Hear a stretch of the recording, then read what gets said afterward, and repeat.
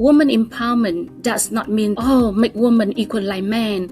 For God's sake, man and woman, we are different. Building an illustrious career often requires more than just excellence and hard work. Did success come at a cost? The answer is big, fat, yes. I'm coming from Vietnam. The normal standard view of the society is serious business is for men. As women, we have to be okay with good enough. I have a full-time job. I cannot afford having a full-time husband. That is really a mistake, and I see that repeating again and again, generation by generation. You cannot achieve 10 out of 10 at both sides.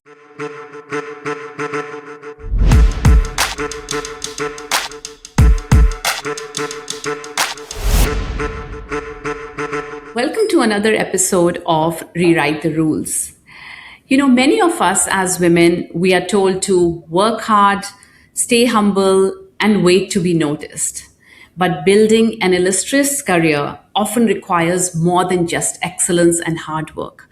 It requires courage, visibility, resilience, and the ability to lead across cultures. Today, we speak with Hado about women in business, Asian values, and the lesson behind a long career of impact. Welcome to the episode, Ha. Thank you, Ritu. Thank you for having me. I do want to tell our audience that Hado comes with 30 years of career across consulting firms, and the big ones are PwC, and currently she's a partner at KPMG based in Vietnam. Because you've had such a long career, as you look back, what part of your journey are you most proud of? Raising my two kids to be responsible and decent adults while being the full-time working mother at the same time. Being a working mother, it means that actually you run two jobs at the same time.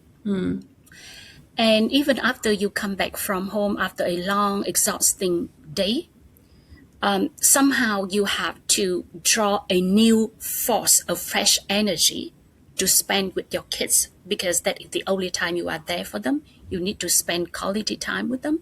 It means that you need to have energy.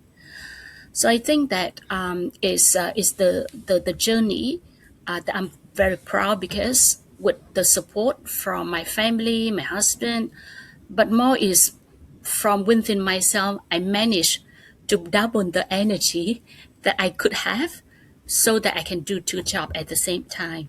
Yeah, no, it's beautiful. Like as you said, double energy. I think that was your magic sauce, so to say, to do the job and manage the kids. The other thing I wanted to ask you is that, like I was saying earlier, you've been so successful, you've had this illustrious career. Did success come at a cost? Again, very, very interesting question, Ritu. Looking back, I was never have to be faced with the choice that either career or family. So that's where I felt I was very fortunate. But it would be very untrue if I say that I did not have to make certain sacrifice over 31 years of my career as a working mom. I think that to name a few, that in my career at least, and I think that even very recently, I had to turn down opportunities to work overseas. Yeah. And the first opportunity came in when I was 27. I got the 2-year secondment in the UK, but my son was 1 year old. And my husband, because of his work nature, he could not move. So throughout the career, I have to turn down some very, very, may I say, interesting and promising job offer to go overseas, which I can see that it's just not only a milestone in my career, but it also not just like you turn down a job. It also meant that you turn down the opportunity to be really immersed in the outside world, to enrich your life views, and to build up and widen your business network. Yeah. For all of those opportunities, I never regret of such decisions. Nice. I just want to tell to young women out there is, yep, there are times whereby you may have to make sacrifice. It's normal, right? Nothing is perfect. Nothing is ideal in this world. But the most important thing is you need to ensure that you make such sacrifice on your own will, not Yeah. under anybody's pressure. Yeah. You need to ensure that you are happy making such decision, and the decision is made for what you deem the most important Yeah. thing for you. And you try to utilize every single opportunity you have to make your sacrifice made up. Yeah, no, well said. In fact, I was nodding so much because when we wrote this book, rewrite the rules. One of the things we do say in the book is about power of choices. That as women leaders or as women, whatever choices you make, as long as you have the power to make those choices, then and then you live with those choices because you've made them. Whether it's to stay at home, whether it's to work, whether it's to become a mother, not become a mother, take overseas assignment, don't take as long as you make those choices and those choices are not made by somebody else, that is where you want to be. Like holding that power of making those choices is the key. And that's what I'm hearing you say, that you made those choices willingly and knowingly, and therefore you don't regret them. Ritu, you really spot on, and you, how to say, may I say, like, you nail it on the head, right? Because, I think that a lot of people just a bit of, may I say, abuse the term woman empowerment. Yeah. Some people even intentionally or unintentionally misinterpreted. Woman empowerment does not mean that, oh, make woman equal like man. For God's sake, man and woman, we are different, right? Yes. So no way that you say that men are like women and vice versa. I think woman empowerment should be understood that the woman are given the choice to do Yes. what make them the most happy, be it like being a homemaker or being a very successful career, or staying single or married or divorced or whatever, as long as they know that it's their choice and they don't have to do it like you say that to please somebody else. Yeah. No, great, great. um, I want to, since we're talking about your career and we're talking about the career choices, Mm-hmm. um, did you, at the start, did you plan your career, very intentionally? This is what I'll do. That's what I'll do at this stage, and things like that, or did it just unfold through opportunities, through changes, and through some of your decisions, through courage? How did it play out? I think the answer would be more leaning to the second option, being that opportunities and courage. But of course, there were also stages or steps in my career whereby I planned it more carefully. When I started my career, I applied for a job at PwC as a secretary, Ritu. And I didn't really understand what does it mean working for Big Four. Internet was not that popular at that time. Yeah. Or may I say that at that time we were like cavemen, Ritu. Yeah. Not much information around. But I knew that I would be more, let's say, happy, yeah, and learning more when I work in an international business environment. And I started and worked there for 3 months as secretary. I didn't even think of transferring to the professional. I just told myself that I needed to work well and try my best. And yeah, I did such a good job. So after the 3 months as secretary, There was a interview round for the professional, and my boss, asked me to apply for a job there. And because I'm come from very poor family, I think that would clear career path mean that clear reward, so that I can earn more money to support my parents. Yeah. So that is a very simple, way of thinking, no plan. And there was time whereby, especially when I left PwC, to take the managing partner position at a German consulting firm. It was planned, but it also required courage.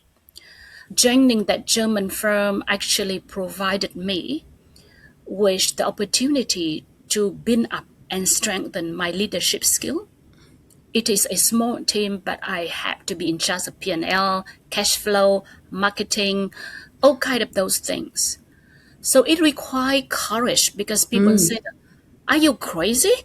You are now like with such a kind of, stable job, big four, and now you go to the second tier firm. Why you do that, right?" Yeah, so it took some courage, but also some careful thinking and planning. So it Yeah. just always combined both, Ritu, to Yeah. answer your question. Yeah. Right, right, right. As you were answering, I was just thinking of few things. Is that, do you think, as a woman leader, and again based in Vietnam, did you face any what I call unspoken barriers? And the reason I call them unspoken is because at the face of it, most of the people will say, no, they aren't barriers. These are big firms. Everybody is given an equal opportunity. And I get that, at the face of it, the organization does all the right things. But just you as a woman leader who was, and again, we are talking, when you started your career, you and me, like we're talking 20 years back or 30 years back, right? Did you face any of those unspoken barriers? And if yes, how did you navigate through them? Ritu, the answer is big fat yes. I'm And so I'm sure glad. No, and I'm so glad for your honesty, because very often I also find Mhm. women leaders saying, no, it is all fine, like, not being very open. So I'm so happy you're willing to Right. be honest and say yes. Yeah. Yeah. Again, I really like this question. And yeah, I think that is we owe to all of the women out there, young women, successful women, old women, women who retire, women who decide to, become a homemaker for their family. We all of them our honesty, I think. Yeah. I'm coming from Vietnam, whereby the very normal standard or view of the society is serious business is for men. And women would always do better if they spend less time for career, but more time for family. The question that why she's doing what she's doing here, why she's here. I also find myself in a lot of meetings whereby I am the only woman. Yeah. So the barriers are there. And yes, we too. In this world nowadays, a lot of them are really unspoken. It's not easy to overcome such a barrier at first, especially at your 20s or even at your mid 30s. Yeah. Because, Ritu, if you look back, when we were early 30s, we were insecure, we were confused, Yeah. we didn't even know who we were. Yeah. I don't say that we are very much wiser now, Ritu. We are. All the gray hair makes us wiser. Yeah, but I think that I was kind of giving myself hard time when I faced those barriers. Sometimes I even wonder that whether I was too, let's say, ambitious. Yeah. Whether I did the very wrong choice by trying to, take the leadership positions, took the responsibility that mostly more suitable for men. But then over the time, you just learn that it's just not regarding men or what men talking about you. You just realize that now eventually you have yourself to love. Yeah, you have to love yourself. You have to feel empathic with yourself. You are the one who make yourself most happy. And with such a kind of attitude, you realize more that you don't have to prove yourself to anyone, male, female. You don't have to go around to the world and say that, oh, I'm successful and I'm happy. You also don't have to go around the world and say that, oh, I'm unhappy, I'm angry. No, Yeah. because you have yourself, right, to take care. Yeah. And because of that, then, since over the time, when you are able to form a such view about life, all of the noise, Ritu, may I call it, you it could be barriers, it could be challenges, all of the noise Yeah. will be, reduced and quieted Yeah. and turned down. And you just do, the best you can, and you do things that you enjoy most. Those barriers will become really invisible to you. Yeah, that's how I overcome those through my 31 years of career. How do you balance warmth with authority? Because that's been one of the things that it's kind of a double-edged sword, right? And as you said, sometimes if you're the only woman in the room, do you still go in with your warmth, or do you have to be more authoritative? Do you become aggressive? Do you become assertive? Like, so how have you managed to balance warmth with authority? And I say warmth because I've had the opportunity to speak to you. I know there is like an inherent warmth when I speak with you. So how do you balance both the things? Thank you, Ritu. Just a joke here, but I'm Yeah, sure that our husband will answer. So, I mean, like when have the most, how to say, comment about the question you just say, because they see us I very warm, agree. but they also see us crazy, right? Yes. As a woman, I think that yeah, there are times we are this, there are times we are that. But anyway, there are things where I say that it's just not only around the balancing of warmth and authority, but also there are things around like keeping yourself on the ground.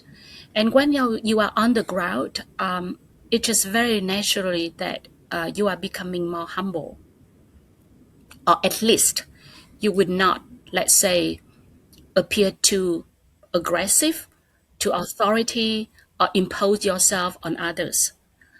Of course, as being a leader, there are times whereby people really turn to you and wait for you to make decision. Uh, you have to make the decision. Uh, but there are also times whereby the being humble, being considerate, will help you to gain more with people than just like imposition.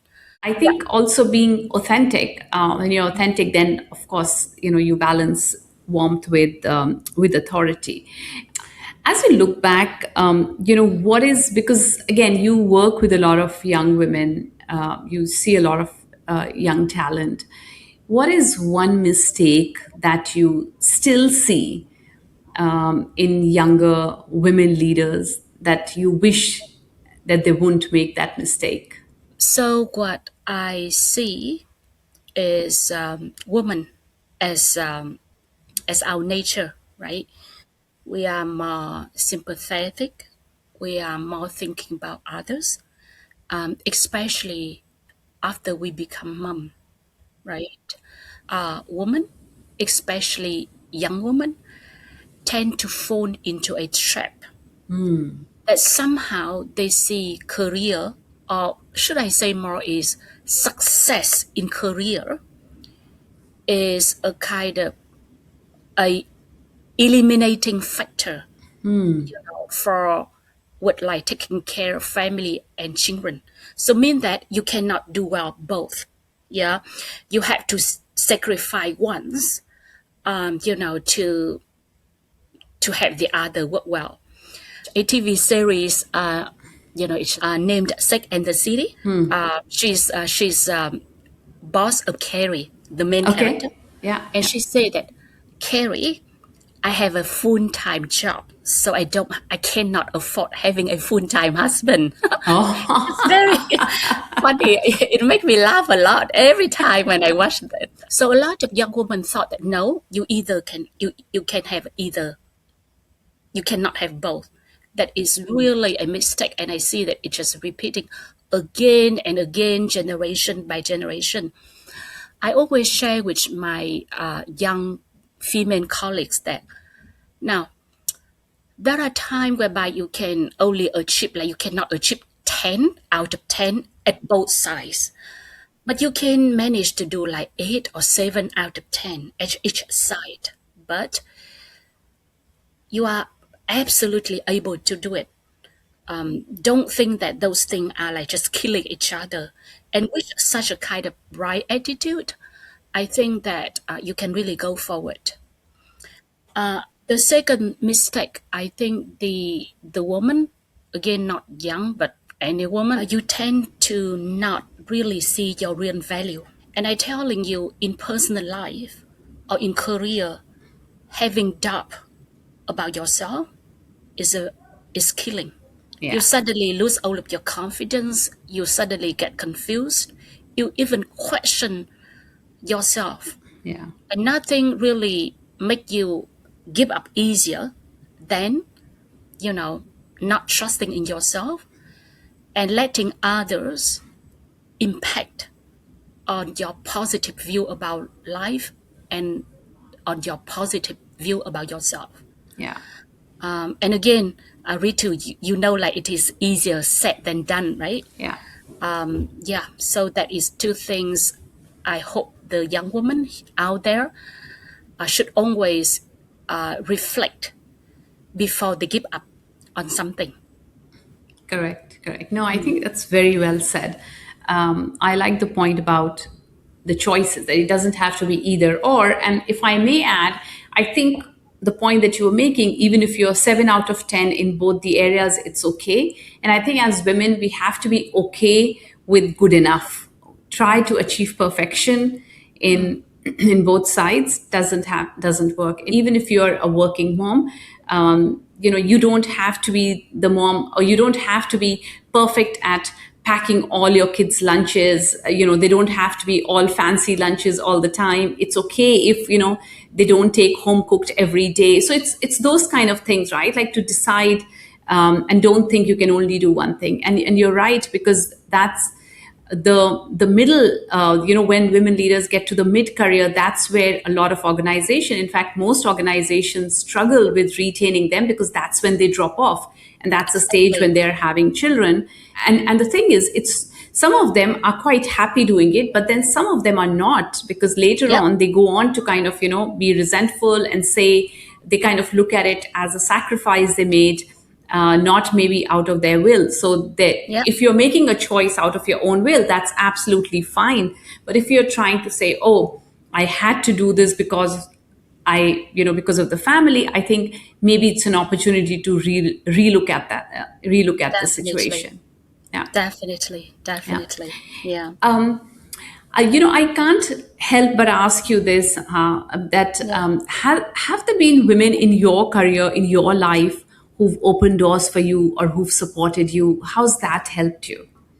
But I'm very fortunate to be surrounded by so many smart, resilient, intelligent, and emotionally intelligent women. The presence of those women also actually make me realize one thing is women are so powerful. The only thing that really stop us is, like I say, that is ourselves. Yeah. When we start to doubt about ourselves and etc. I'm so fortunate to have such a kind of good female roles in my life, both at work and at personal life. I wish that all of the women out there will always please try to give the support, Yeah. to lend the shoulders to the women who need help and Yeah. support. Yeah. Because we only, I think that we can really rely on each other. But I also want to convey the message to the main audience. I just want to tell them that we cannot really achieve what we want to without their support. Yes. And the best way of them to support us is by taking actions. Yeah, Yeah. not just words, but action. And believe me that when the women are supported, you know, they can be extremely successful, not just only in career, but also in their personal life. Absolutely. Absolutely. No, I love the point about male allies. In fact, like I keep going back in our book, Rewrite the Rules, we have a whole chapter on nurturing allies, and men are and can be and should continue to be our biggest Mm, allies. mm. That's a great point. What's one rule that you have rewritten in your life or in your career? I think the rule that not just I broke but rewritten is, with my 31 years in career, with my two kids, I can stand out there and make it very loud and clear that you can do both. You Yeah. can have a successful career and you can have a, you know, good kids, Yeah. good family life. Perfect. Perfect. Great. Great. Any last comment or point that you wanted to make to our listeners and you've not made yet? It's an opportunity here. Is there anything else you want to add? Yeah. If one last thing I can add is, I Yes. just want to tell to women out there, especially young women, that being woman is a privilege. Women have the power that men don't have. That is the emotionally intelligent. Lovely. That is the resilience. That is the empathy. And I just wish all of the women out there just love them more, please. Yeah. You, all of the women, you need to love yourself more because you deserve love. Yeah. You need to trust in yourself more. And once you are able to grab those things, then other things will naturally flow in. Yeah. And I wish all of them be happy, healthy, and lucky. Oh, great, great. Yeah, yeah. No, I love that. Be happy, successful, lucky.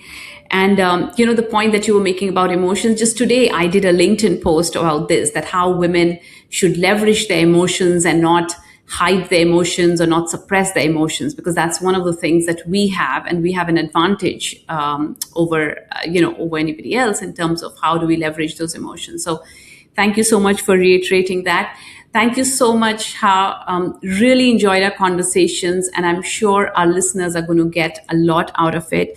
The key things that I picked up from our conversation, one of them was around, encouraging women leaders to say you don't have to make a choice about work or family. You could have both, and there are ways to do that. And I think Yep. that's one of your key message.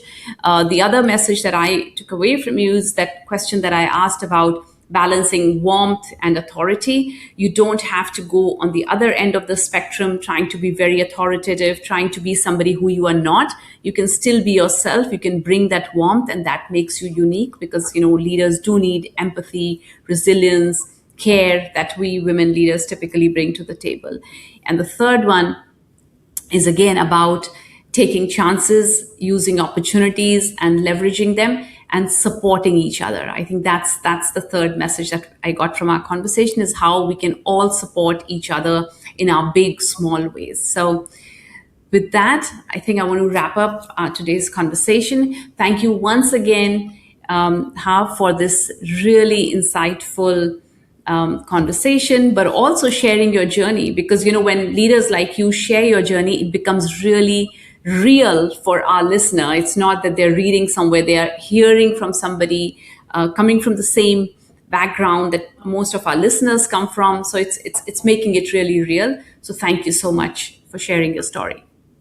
Thank you, Ritu. Thank you for having me here. And may I say at the same time, I also want to thank you for what you have been doing. For example, these podcast episodes. Um, I think that it brings a lot of inspiration, a lot of reflection, a lot of thoughts, yeah, to the woman out there. Yeah. And I think this is something very meaningful that you have been doing. And I look forward to cooperate with you in supporting women out there. Because again, I think that women are really precious to the world. And Yeah. we really need to be there to support each other. Thank you so Perfect. much, Ritu. Thank you. Thank you.